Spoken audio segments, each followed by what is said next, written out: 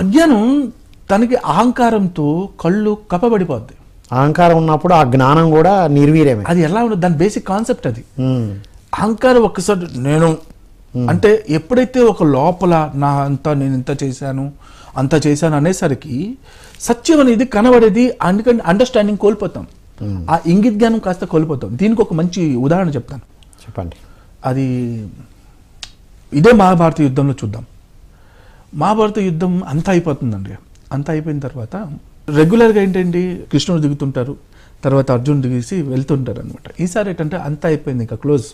So కృష్ణుడు వాళ్ళు అంటారు, అర్జున ముందు నువ్వు దిగు అంటారు. ఇదేంటి ఎప్పుడు లేనిది ఈరోజు కొత్తగా నన్ను దిగమంటున్నారంటే ముందు దిగు అని. సో దిగిన తర్వాత లాస్ట్లో కృష్ణుడు వాళ్ళు దిగుతారు. దిగిన ఒకేసారి రథం అంటే కుప్పకూలిపోద్ది, ఒక రకమైనటువంటి శబ్దం చేస్తూ. అంటే దాని చుట్టూ ఒక రక్షణ కవచం కృష్ణుడు నిర్మించి ఉంటాడు అనమాట. ఇంకా దాంతో పని లేదు కాబట్టి ఒకవేళ అర్జున్ కానీ ముందే కృష్ణుడు దిగిపోతే అది కూలిపోద్ది, అందులో అర్జునుడు కూడా చచ్చిపోతాడు.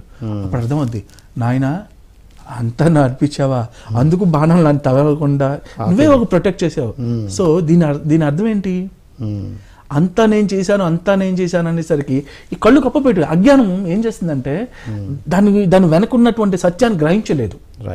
ఎప్పుడైతే గ్రహించలేదో అక్కడ కృష్ణుడు వాళ్ళు స్వయంగా వచ్చి విశ్వరూపం చూపించి, నాయన నేను ఎవరు అనుకుంటున్నారా, ఇది విషయం, ఇంత జరుగుతుంది, లేకపోతే మీరు దానికి సిద్ధంగా ఉండాలని అయినా చెప్పినా వాళ్ళకి అర్థం కాదు. అంటే అది ఎందుకు అంటే నేనే అసత్యవంతుడిని, నాకు ఇంత పెద్ద రాజ్యము, నేను చక్రవర్తిని, నాకు సపోర్ట్ ఎవరు ఉన్నారు, ఈ పంచమహాపాతకాలు ఉన్నారు.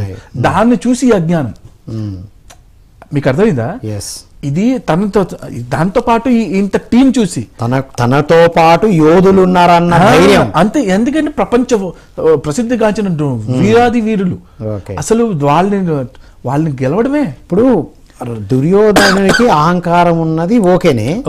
ఇప్పుడు ఈ 5గురు ఎందుకు తనకు హెల్ప్ చేయాల్సి వచ్చింది? ఇప్పుడు భీష్ముడు ఉన్నాడు, ఏంటి అసలు ఏమి తనకు హెల్ప్ చేయాల్సిన పరిస్థితి ఎందుకు వచ్చింది అంటారు?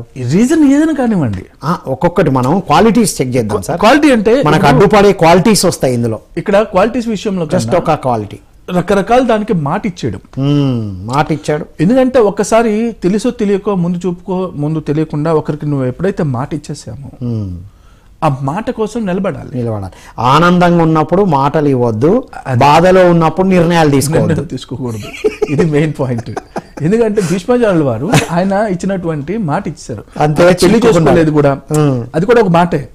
ప్రతిదానికి ఏంటంటే ఇప్పుడు మనం స్టోరీలను చదివితే మీకు అర్థమవుతుంది. సో మాట ఎప్పుడు కూడాను చాలా జాగ్రత్తగా వాడాలి, పొదుపుగా వాడాలి. ఇచ్చినప్పుడు నిలబడాల్సి వస్తుంది.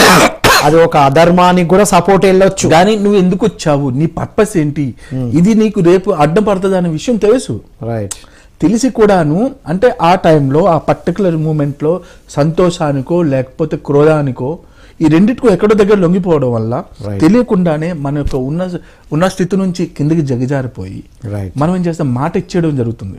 ఆ మాట ఎంత దారుణంగా ఉంటుందంటే ఇవన్నీ జరగడానికి కారణాలు. మాట ఇచ్చే ముందు 1కి 2 సార్లు ఆలోచించి ఇవ్వాలి. అంతే, ఇవ్వద్దు ఫస్ట్. ఈ మాటలు ఇవ్వడం అనేది లేదు. ఎవరికి మాటలు, ఎవరి కర్మ వాళ్ళది, ఎవరి కర్మాలు ఎవరి ధర్మాన్ని వాళ్ళు ఆచరించుకుంటూ వెళ్ళాలి. రైట్.